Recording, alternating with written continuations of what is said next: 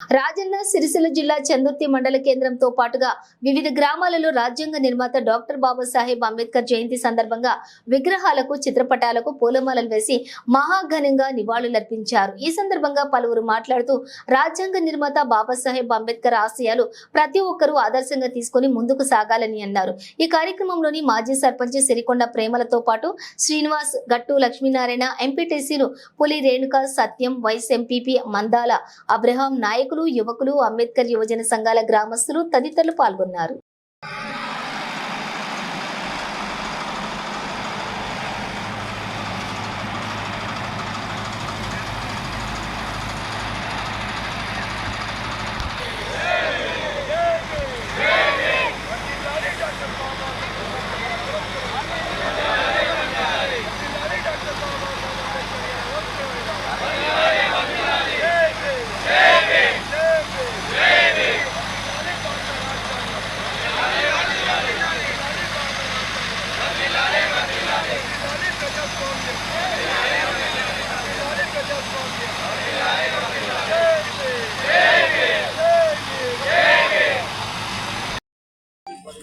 మన మల్యాల గ్రామంలో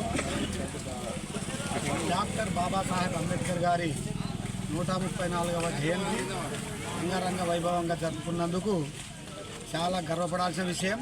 ఎందుకు అంటే కుటుంబంలో ఒక మనిషి లేకుంటే కూడా ఆ మనిషి గురించి బాధపడని రోజులలో మరి దాదాపు 134 సంవత్సరాల క్రితము జన్మించి ఆయన మరణించినా కానీ ఆయన మన ప్రపంచ దేశాలలో ప్రతి ఇంట బాబాసాహెబ్ అంబేద్కర్ గారి చరిత్ర తెలిసిన ప్రతి ఇంట వారిని మరణం చేసుకోవడం అంటే అది ఆషామాషైన విషయం కాదు.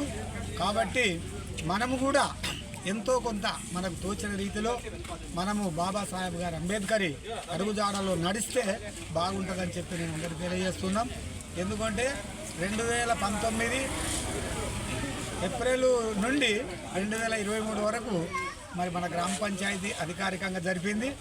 మరి జరిపిన దానికి 2024లో మరి అలా జరుగుతుందో లేదో అని అనుకున్నాం. కానీ అంతకన్నా వైభవంగా మరి ఇక్కడ ఉన్న యూత్ ప్రిస్టేజ్ తీసుకొని జరిపిన దానికి, అంబేద్కర్ జయంతి జరిపిన దానికి మీకు అందరికీ మరొక్కసారి పేరున ధన్యవాదాలు చెప్పుకుంటున్నాం. ఎందుకంటే ఇదే స్ఫూర్తితో రోజు మనం ఎంత కష్టపడి పనిచేస్తే అంత ముందుకు పోతాం. మరి ఇంతకుముందు అయితే ఇట్లా లేకుండే మరి ఇప్పుడు ఇంతమందితోని మనము అంబేద్కర్ గారి జయంతి జరుపుకోవడం చాలా శుభసూచకం.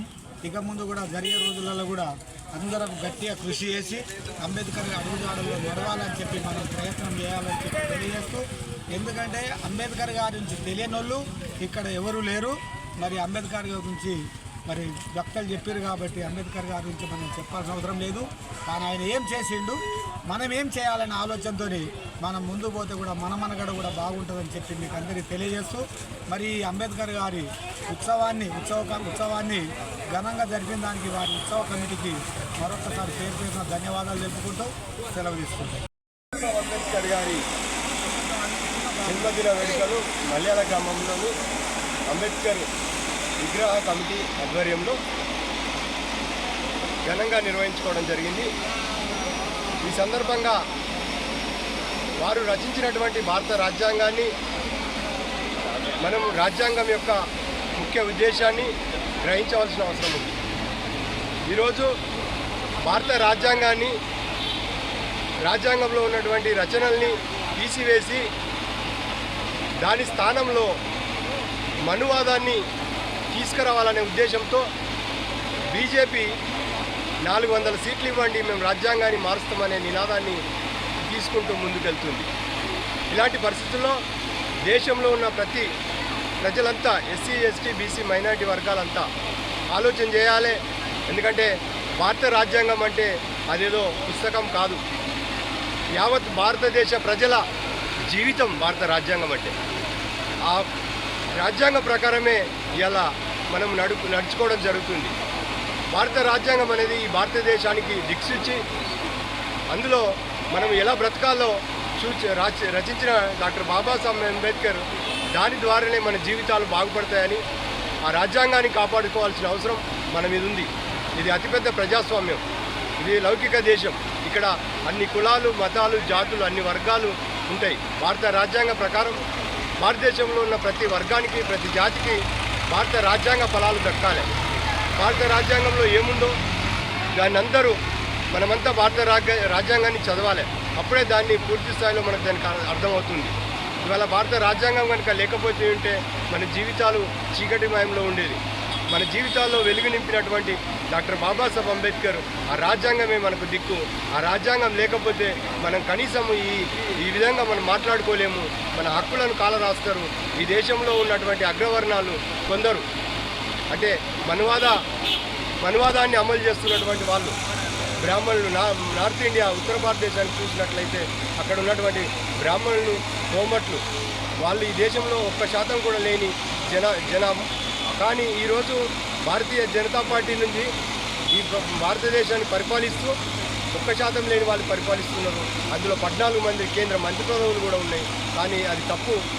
ప్రతి జాతికి అంటే ఎస్సీ ఎస్టీ బీసీలకు ఈ జనాభా ప్రాతిపాదికన తమాషా ప్రకారంగా కేంద్ర మంత్రి పదవుల్లో స్థానం దక్కాల్సిన అవసరం ఉంది. అది రాజ్యాంగం అంటే అది రాజ్యాంగ ఫలాలు అన్ని వర్గాలకు దక్కినప్పుడే ఈ రాజ్యాంగాన్ని మనం గౌరవించినట్టు, ఆ రాజ్యాంగం అమలు పరిచినట్టు.